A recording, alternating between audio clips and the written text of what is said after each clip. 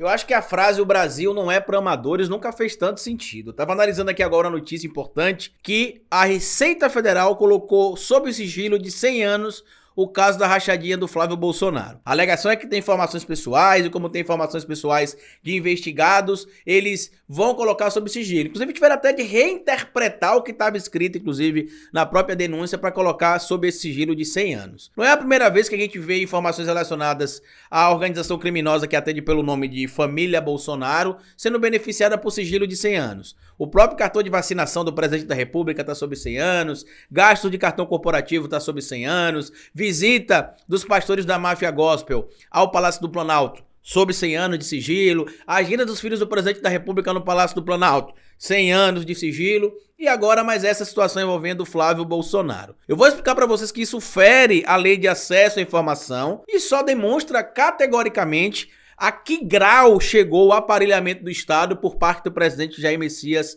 Bolsonaro e pela organização criminosa que ele chama de família. Bora pro vídeo.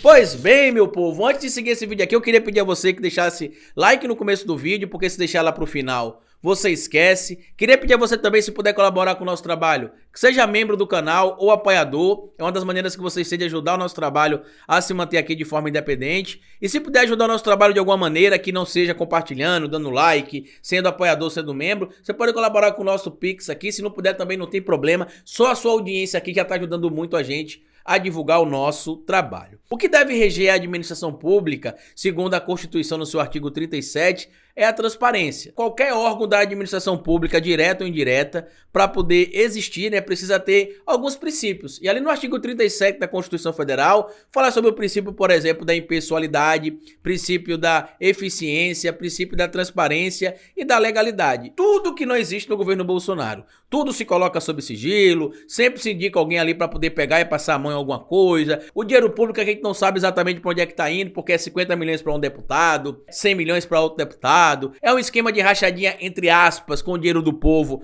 nas emendas secretas ali do orçamento secreto. E agora vem essa informação que foi publicada em vários portais, tá? Relacionados aqui ao sigilo em relação ao Flávio Bolsonaro. Tá aqui, ó. Rachadinha. Flávio Bolsonaro é beneficiado pela Receita Federal, que impõe sigilo de 100 anos no processo. Para que o longo período de sigilo fosse imposto, o órgão mudou a interpretação quanto à origem dos documentos. Bora falar aqui para vocês um pouco do que diz a matéria aqui, que foi publicada na revista Fórum pelo Marcelo Ailey. Tá escrito aqui o seguinte: a Receita Federal impôs o sigilo de 100 anos no processo que descreve a ação do órgão federal que visa confirmar uma tese utilizada pela defesa do senador Flávio Bolsonaro, que tem como objetivo anular a origem do caso das rachadinhas.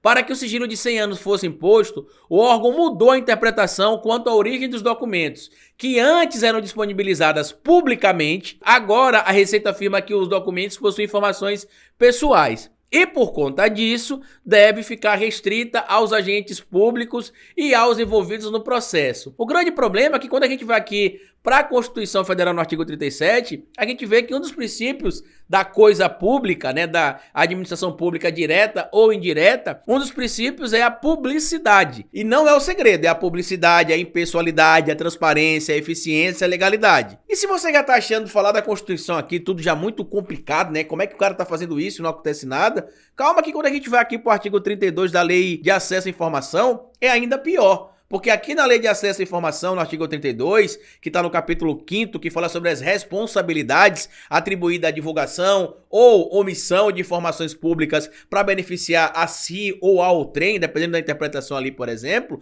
no artigo 32 fala o seguinte: constituem condutas ilícitas que ensejam responsabilidade do agente público ou militar, e aí você vem aqui para o inciso 5º, impor sigilo à informação para obter proveito pessoal ou de terceiros, ou para fins de ocultação de ato ilegal cometido por si ou por outrem. Eu vi esses dias aqui uma informação que eu até analisei, ia fazer o vídeo, depois desisti, não sabia se compensava, se não compensava falar sobre aquilo, porque tinha muitas outras pautas para falar também, mas agora eu vou mostrar para vocês aqui que foi uma denúncia apresentada aí através de uma gravação de um áudio que foi divulgada publicamente, de uma figura ligada a um partido, entre aspas, pequeno, que é o PROS, e ao Flávio Bolsonaro. Segundo essa figura, segundo esse áudio que foi vazado ali por alguns portais, o que acabou acontecendo? O Flávio Bolsonaro, eu tô procurando aqui informação para passar para vocês certinho, sem nenhum erro. Supostamente o Flávio Bolsonaro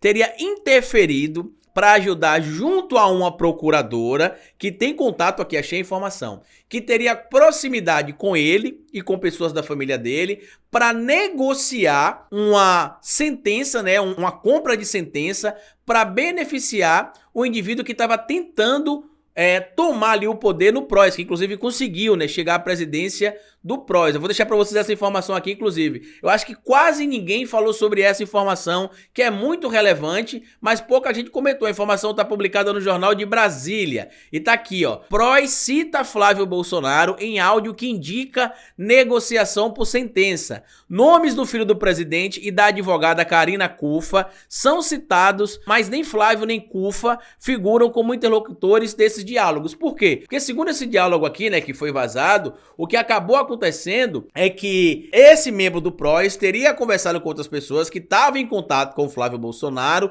porque ele iria intermediar a compra dessa sentença junto a uma desembargadora ali próxima a eles e outras figuras ligadas ali ao Poder Judiciário para poder beneficiar o indivíduo do PROS que queria tomar o partido para si. Ele queria tirar o ex-presidente do partido e assumir a vaga. A informação foi divulgada, inclusive, pela Folha de São Paulo na última terça-feira, mas eu não vi tanta repercussão assim. Se você está nesse nível, por exemplo, de aparelhamento do Estado, ao passo de que o filho do presidente da República tem contato com juízes e procuradores para poder negociar sentença, o sigilo de 100 anos é o mínimo. Para todos aqueles que diziam que o Brasil ia virar uma Venezuela, que o Brasil ia ser um país corrupto na mão da esquerda, que isso, que aquilo, esse discurso, pelo menos para aqueles que acreditavam nisso, caiu por terra há muito tempo, tá? Se você hoje, sabendo de tudo isso, continua apoiando o Bolsonaro, dos dois, ou você é tão bandido quanto eles e tem um fetichismo por atos de corrupção e criminalidade e dane-se, desde que não sejam atos da esquerda, ou você realmente é mal como eles, né? Você é um fascista como eles. Porque nunca se teve tanta transparência no Brasil e liberdade para a Polícia Federal, para o Ministério Público, quanto nas gestões do PT. Você pode até dizer que teve ato de corrupção, que indivíduos do PT foram presos, e foram, justamente porque tinha essa liberdade, que não tem. Agora a gente tem a farra do sigilo de 100 anos. O que vai acontecer, escreva o que eu tô dizendo, por isso esse desespero todo de Bolsonaro por golpe, esse desespero de atrapalhar o processo eleitoral, porque o presidente Lula, vencendo a eleição já no primeiro turno agora em 2022, tomando posse em janeiro de 2021, meu amigo, ele vai derrubar todos esses sigilos. E aí vocês vão ver ali a quantidade de crime que serão reveladas, atrelados a gastos incorretos no cartão corporativo, a comprovação de que o Bolsonaro tomou a vacina no período que ele dizia que não estava vacinado e deixou a população morrer vítima da Covid-19, as negociações envolvendo os filhos do presidente da República e a máfia gospel, bem como membros do próprio governo e a máfia gospel, que já tá claro, né? Mas quando eu falo que vão vir à tona, a materialidade vai ficar quase que incontestável. Por isso o desespero da família Bolsonaro. O Flávio Bolsonaro, inclusive, de todos os filhos do presidente da República, que é o que está mais tempo ali envolvido com o pai na política, entrou ali depois com cargo, né, de política e tudo mais, mas estava mais tempo envolvido na política com o pai, só não tinha mandato, né, o primeiro foi o Carlos, se eu não me engano, ali ainda em 2000, mas de todos, ele é o cara que a gente pode carimbar na testa, literalmente, o termo ladrão e vacilão, porque ele deixa rastro por todos os lugares, deixou rastro na compra do imóvel de 6 milhões, deixou rastro no desvio do dinheiro lá, da loja de chocolate dele, o Flávio Onca. A gente tá vivendo, meus amigos, um momento sinceramente de desespero, é cansativo, é chato, às vezes é até desesperador vir aqui todo dia falar da mesma coisa, e ver que ainda tem gente que não enxerga. Carlito, qual o conselho que você tem a me dar? Eu que tenho um amigo, eu que tenho um parente, eu que tenho um primo, eu que tenho um irmão bolsonarista que eu não consigo convencer ele a mostrar isso aí. Se afaste dele. Se nesse momento as pessoas vendo o que estão vendo, estão fazendo o que estão fazendo ainda em relação ao Bolsonaro, só existe uma palavra para descrever essa pessoa. Ela é fascista. Ah, cara, você está dizendo que todo mundo que apoia o Bolsonaro é fascista? Não. Nem todo mundo que apoiou o Bolsonaro é fascista. Mas hoje, todo mundo que apoia o Bolsonaro hoje, sabendo do que ele está fazendo e do que ele promete continuar fazendo, não tem como negar a conduta fascista dele, e não dá para omitir dizer que não, que vocês estão falando isso porque vocês estão com medo, vocês são esquerdistas. Não. A conduta do Bolsonaro é uma conduta fascista e ponto final. Não tem lei pro governo Bolsonaro. A PGR tá aparelhada, o Bolsonaro colocou 2 ministros indicados lá no STF, que mesmo não atrapalhando diretamente no resultado final de algumas decisões, atrapalham protelando algumas decisões, porque pede vista para uma coisa, pede vista para outra coisa, o processo para, é postergado para mais à frente. Aí você vê o PGR que tá de olho numa vaga no STF, segundo pessoas dos bastidores, e aí quer que o Bolsonaro seja reeleito, porque o Bolsonaro vai poder indicar mais 2 ministros do STF, e ele quer essa vaguinha, e por conta disso, aí, tapa os olhos para que o mito cometa todo tipo de crime. O que você tá vivendo nesse momento é uma coisa histórica, meus amigos. Sem falar nas coincidências que existem no clã Bolsonaro, né? Porque presta atenção em outra coincidência. 100 anos de sigilo em todas as falcatruas e maracutaias envolvendo o clã Bolsonaro. Aí vaza um áudio essa semana de um dirigente do PROS dizendo que estava negociando com o Flávio e com a advogada dele, a Karina Cufa, a compra supostamente de uma sentença para que ele conseguisse tomar o partido para ele. E olha que a Operação Calígula descobriu, né? A operação que prendeu a Adriana Belém, a delegada que tinha 1.800.000 reais em dinheiro vivo em casa. Descobriu que ela fazia parte supostamente de uma rede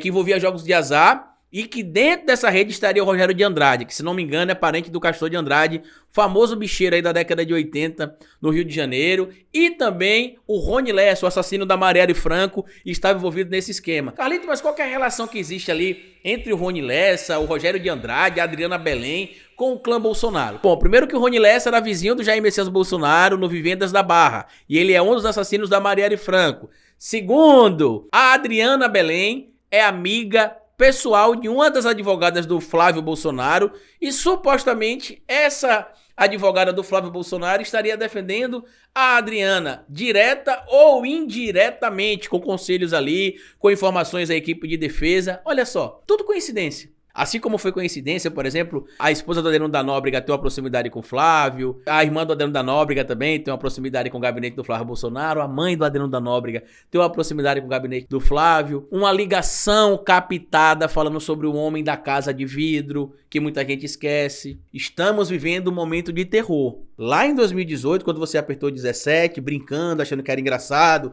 fazer arminha, você não imaginava, né, que 700.000 pessoas morreriam por causa da omissão do presidente que vocês apoiaram. Vocês não imaginavam que hoje mais de 33 milhões de brasileiros estariam passando fome. Mais de 160 entre fome e insegurança alimentar, que no final das contas dá no mesmo, porque se você não sabe se vai ter o que comer no outro dia de manhã, de tarde ou de noite, você vive um estado de fome também, do mesmo jeito. E agora a roubalheira sem esconder. A diferença do Bolsonaro para corruptos, por exemplo, do cacife do Maluf ali em São Paulo, é que eles fazem tudo de forma escancarada e não negam. O Maluf negava, eles nem negam. Eles colocam algumas coisas sob sigilo, outras coisas eles simplesmente riem. Aí agora estão criando um estado de emergência fictício para poder roubar dinheiro público, para imaginar que o povo vive de esmola, para distribuir 42 bilhões de reais pro povo. Ah, cara, mas o povo tá precisando de comida agora. Tá, mas há 20 anos atrás, quando, por exemplo, foi criar um fundo de combate à pobreza, adivinha qual foi o deputado federal que votou contra esse fundo da pobreza? Se vocês adivinharem, vocês ganham um prêmio. O senhor Jair Messias Bolsonaro.